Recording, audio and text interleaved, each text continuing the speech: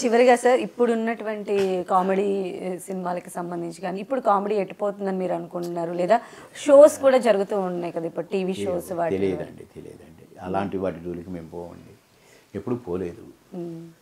సరదాగా నాటకం అంటే వేస్తాము, ఇప్పటికీ సరదాగా నాటకాలు వేసేది అప్పట్లో. సో మేము సినిమా యాక్టర్లుగా కూడా మేము వేరే బొంబాయి పోయి దుబాయ్లు పోయి మేము ఈ షోలు గీలు అవన్నీ మేము ఎప్పుడు చేయలేదండి. మేము దుబాయ్లో పోయి బొంబాయిలో పోయి కూడా నాటకాలు, అమెరికా పోయి కూడా నాటకాలు అవి వేసేది, కానీ మేము అది నాటకంలాగా కాదు, సరదాగా అంతే తప్ప. ఇప్పుడు అంతా బెనిఫిట్ షోలు అని అవి అని ఇవి అని ఆ వాతావరణం మాకు నచ్చదండి. మేము పనికిరాము ఆ వాతావరణానికి. ఇప్పటి స్టార్సే పనికి వస్తారు, మేము స్టార్స్గా. మీకు అనిపిస్తుందా సార్ ఆదిత్య 369 సినిమాలో లాగా ఆ జనరేషన్కి వెళ్ళిపోయాం? ఇప్పుడు అంతే తిరిగినట్టుంది గోలు. అన్నం తినాలంటే ఈ క్యాప్సులు వేసుకోవాలి, అదంటే ఇది. ఇప్పుడు పొజిషన్ అది ఉందండి. ఆర్టిస్టులుగా క్యాప్చర్ వేసుకుంటేనే నటన వస్తుందేమో.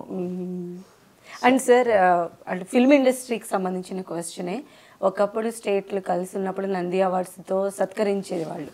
ఇప్పుడు అంటే తెలంగాణ స్టేట్ గద్దర్ అవార్డ్స్ ఇస్తారని చెప్తూ ఉన్నారు, దానికి సంబంధించి కూడా జరుగుతూ ఉన్నాయి. అయితే ఫిల్మ్ ఇండస్ట్రీకి పెద్దగా ఇంట్రెస్ట్ లేదు అని ఒక వర్గం దీనిపైన మాట్లాడుతూ ఉన్నారు సార్. సరే అమ్మా, ఈ వర్గాల గురించి నాకు ఎందుకులే, కానీ వర్గాలుగా చేస్తున్నారు కొందరు. ఓకే, వాళ్ళ గురించి మాట్లాడటానికి కొద్దిగా టైం ఉంది నాకు, ఇప్పుడే మాట్లాడేది కాదు అది. ఎవరిష్టం వారిది. సరే, ఇప్పుడున్న గవర్నమెంట్కి 5 సంవత్సరాలు ప్రజలు అధికారాన్ని ఇచ్చారు కనుక వారు ఏమైనా చేయొచ్చు.